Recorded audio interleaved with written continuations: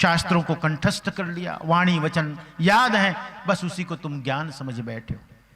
वो क्या ज्ञान है? ज्ञान उसे कहते हैं जो मृत्यु में काम आए, जो मौत में काम आए, वो ज्ञान है।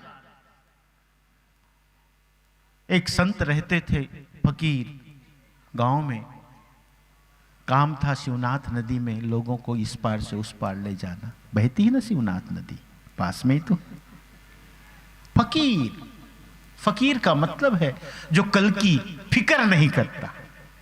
कल का मतलब भविष्य, क्योंकि उन्हें पता है वो देने वाले हैं। कभी आज तक रीता नहीं की, खाली नहीं की, कभी भूखा नहीं रखे, वो देंगे।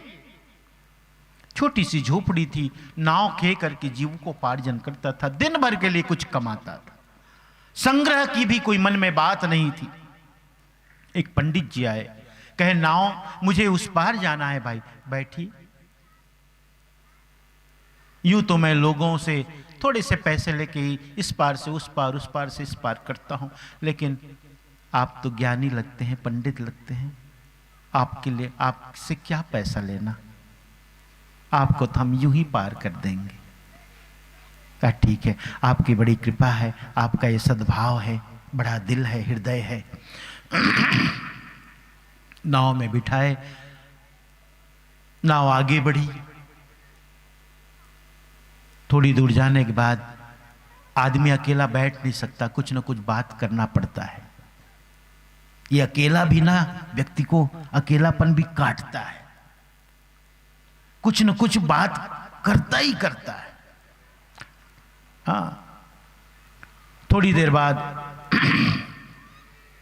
उसने कहा सुनो भाई, कुछ पढ़ना लिखना आता है? उसने कहा भाई पढ़ना लिखना तो आता नहीं, हम गए नहीं, स्कूल नहीं गए, पढ़ने नहीं गए, हमें तो पढ़ना लिखना आता नहीं। अच्छा, कुछ भी नहीं जानती, कुछ पढ़े लिखे नहीं? नहीं नहीं, कुछ भी नहीं पढ़े। पंडित जी कहते हैं तुम्हारा 4 आने जीवन बेकार गया, जब पढ़ना लिखना नहीं आता तो तुम्हारा 4 आना जीवन बेकार गया। फिर थोड़ी देर चुप रहा, फिर से पूछ लिया, क्योंकि चुप रह नहीं सकता था। पंडित ज्ञान उछल उछल रहा था भीतर से, अध जल गगरी छलकत जाए। पंडित था। पंडित और ज्ञानी में अंतर होता है, याद रखना। पंडित का मतलब है जो शास्त्र का भार लेकर के घूम रहा है। ज्ञानी का मतलब है जो एकदम भीतर से खाली है, निर्भार है। निर्भार की दशा का मतलब है मैं का विगलित हो जाना। मैं जब निकल शरीर में, जीवन में मैं नहीं होता, वही व्यक्ति नम्र हो जाता है। इसलिए याद रखना, गुरु शिक्षक में बड़ा भेद है। शिक्षक का मतलब है जो जानकारियों से शिष्य के मनोमस्तिष्क को भर दे, वो शिक्षक होता है। जानकारी से, सूचनाओं से जो शिष्य के दिलो दिमाग को भर दे, उसका नाम शिक्षक। गुरु का मतलब है जो भी जानता है अब तक शिष्य उसे खाली कर दे, पूछ दे। क्योंकि जानकारियां कोई शर्त नहीं है, जानकारियां तुम्हारी योग्यता नहीं है उसे जानने के लिए, उसे सब पूछना पड़ता है। भगवान बुद्ध के पास 2 साधक गए। एक पढ़ा लिखा थोड़ा जानकार, जैसे अभी बता रहा हूं, एक गांव का था, सीधा साधा आदमी। पहला आदमी ने कहा भगवान मैं भिक्षु होना चाहता हूं, ज्ञान को उपलब्ध होना चाहता हूं, लेकिन आपकी जानकारी के लिए कह दूं कि ऐसा नहीं कि मैं एकदम कुछ जानता ही नहीं। ये देखो, यही अहंकार है। ऐसा नहीं कि मुझे कुछ पता ही नहीं है। ये मत समझना कि मुझे ABCD से शुरू करनी पड़ेगी। BAT बैट मैंने बल्ला जानता हूं, BOO की बुक मैंने किताब जानता हूं, आपकी सहूलियत के लिए कह देता हूं। दूसरे को भी इच्छा हुई, उसने कहा प्रभु मैं भी ज्ञान को उपलब्ध होना चाहता हूं, लेकिन मैं तो कुछ भी नहीं जानता, कोई पढ़ा लिखा नहीं। फिर पहले वाले ने पूछा भगवान ये बताओ मैं कितने दिनों में ज्ञान को प्राप्त हो जाऊंगा, उपलब्ध हो जाऊंगा? भगवान बुद्ध थोड़े सोचे, विचार किए, चुप रहे। 1 साल तो लग जाएगा। कितना बताया? 1 साल। जो दूसरा आया था गांव का, अनपढ़, भोला भाला, सीधा साधा, उसने कहा भगवान और मुझे? भगवान बुद्ध फिर थोड़ा सा चुप रहे, फिर बोले हाँ तुम्हें कोई 6 महीने। तो पहले वाले ने पलट के देखा पीछे वाले को, उसके बाद भगवान की तरफ देख के कहा भगवान इसका क्या मतलब? जबकि दूसरा कह रहा है कि मैं तो कुछ पढ़ा लिखा नहीं, जानता ही नहीं। काला अक्षर कहते ना, वो भैंस बराबर, मैं तो कुछ भी नहीं जानता। ये कहता है मैं कुछ नहीं जानता, और मैं तो थोड़ा बहुत जानता हूं, आपको मैंने बताया, और थोड़ा बहुत जानता हूं। मुझे ज्ञान को प्राप्त होने में 6 महीने, साल भर, 12 महीने, और इसे 6 महीने। उसने कहा हां, यह कैसे?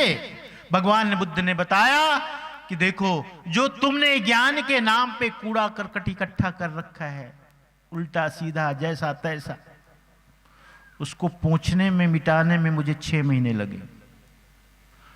और ये जो कुछ जानता ही नहीं, एकदम साफ ब्लैक बोर्ड। कैसे प्रमोद? पढ़ने जाते थे तो कभी गुरुजी को खुश करने के लिए नहीं करते थे?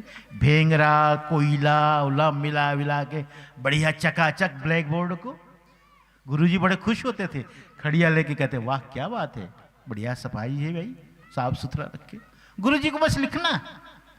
कहे 6 महीने का समय तो दोनों को लग रहा है, 6 महीना अधिक तुम्हें इसलिए लग रहा है कि जो तुमने ज्ञान के नाम पे कुछ जान रखा है, संग्रह कर रखा है, उसे मिटाना पड़ेगा मुझे। 6 महीने की मेहनत उसमें है। उस पंडित ने फिर आगे पूछा, आगे बढ़े, नाव आगे बढ़ी, उसने पूछा कुछ गणित जानते हो, हिसाब किताब? अरे लाते ले जाते हो तो जोड़ घटाना तो आता होगा। उसने कहा क्या जोड़ घटाना जान के करना, जो मिल जाता है बहुत है, जो दे देते हैं बहुत है, हम कुछ हील हवाला करते ही नहीं।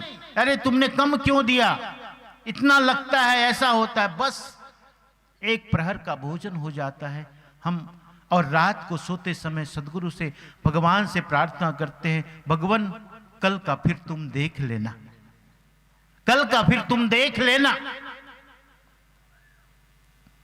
तो हमें हिसाब किताब जानने की, गणित जानने की जरूरत क्या है?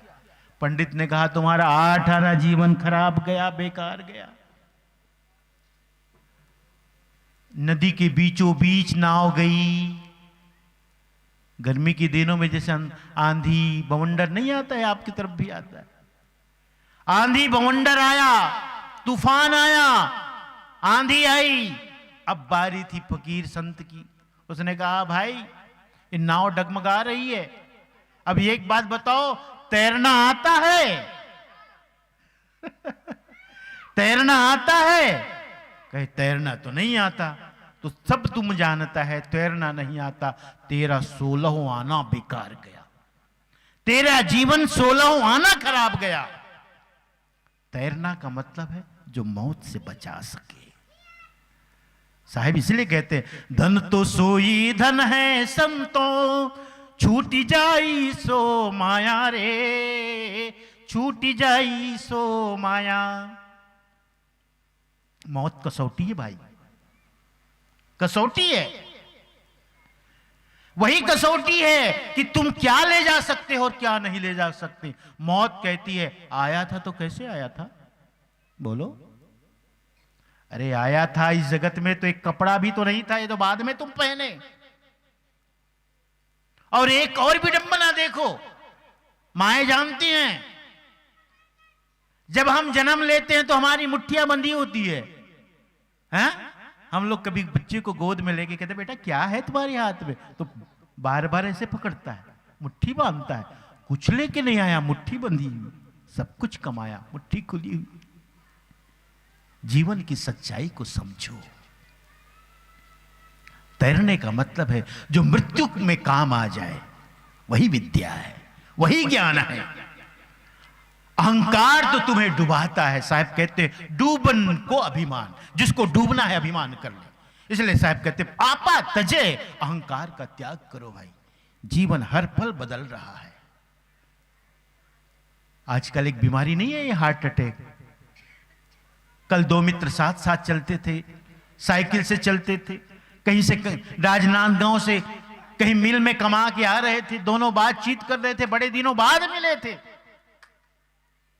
पहले मित्र ने कहा अरे भाई अब तुम्हारे बच्चे बड़े हो गए होंगे, तो दूसरे ने कहा हाँ सही कहते हो, बड़ी बिटिया है जी, बेटा छोटा है, अब तो बेटी शादी योग्य हो गई है, देखो ना कोई रिश्ता विश्ता योग्य हो गई। बातचीत हो रही है दोनों में। एक तेज गति से गाड़ी आई, एक मोटर आई, वहीं पे राम नाम सत्य।